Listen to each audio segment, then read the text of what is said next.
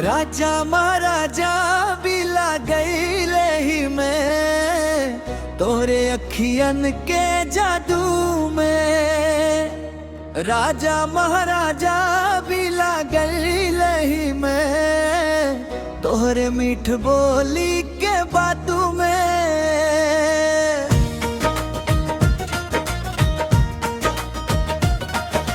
दिलवा हमार फंस गईल सजनी तोहरे प्यार के बरसातू में।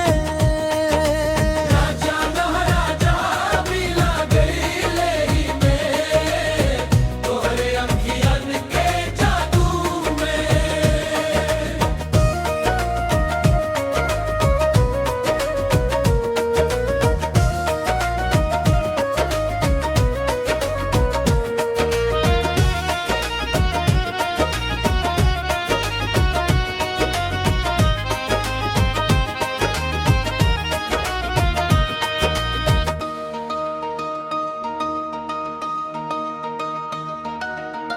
जब से तोहरा से नजरिया मिलल मनवा के चैन उड़ गईल हो। दिनवा में सपना रतिया में तोहरा नमवा दिल में जुड़ गईल हो।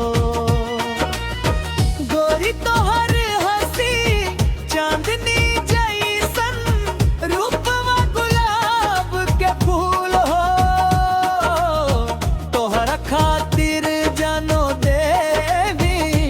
बन गईलू दिल के उसूल हो।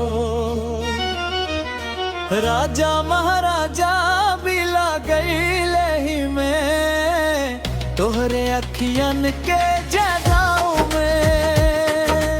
राजा महाराजा भी लागैले ही में तोहरे मीठ बोली के बातू में।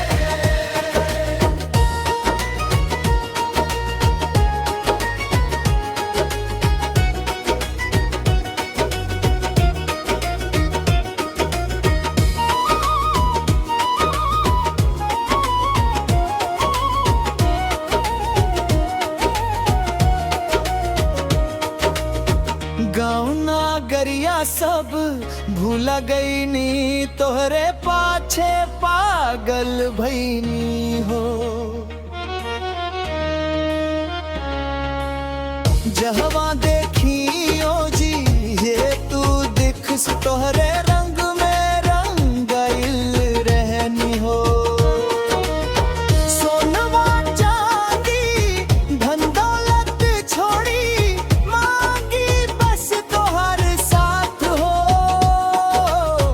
जन्म जन्म के बंधन लागे रहे सदाई प्रेम के बात हो। राजा महाराजा भी लागैले ही में तोहरे अखियन के जादू में। राजा महाराजा भी लागैले ही में तोहरे मीठ बोली के बातू में।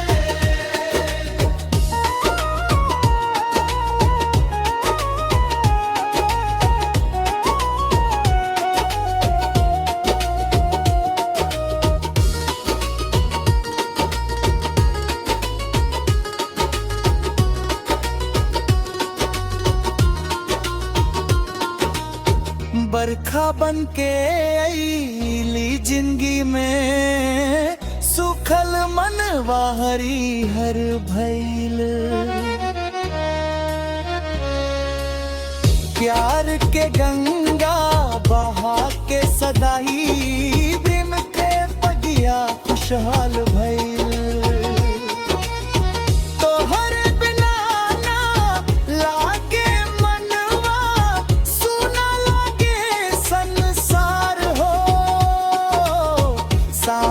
सांस में बसल बाड़ू तू ही जीवन के आधार हो।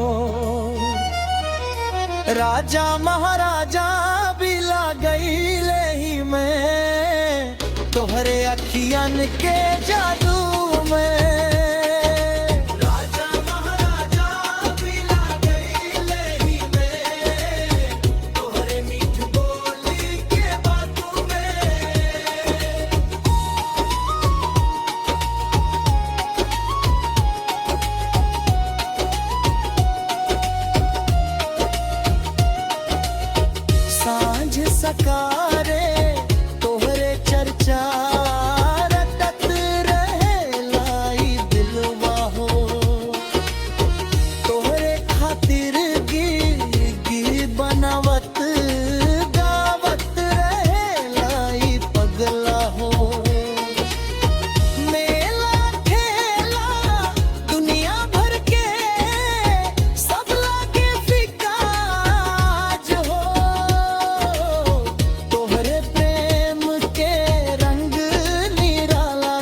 से सुंदर एहसास हो ना चाहिए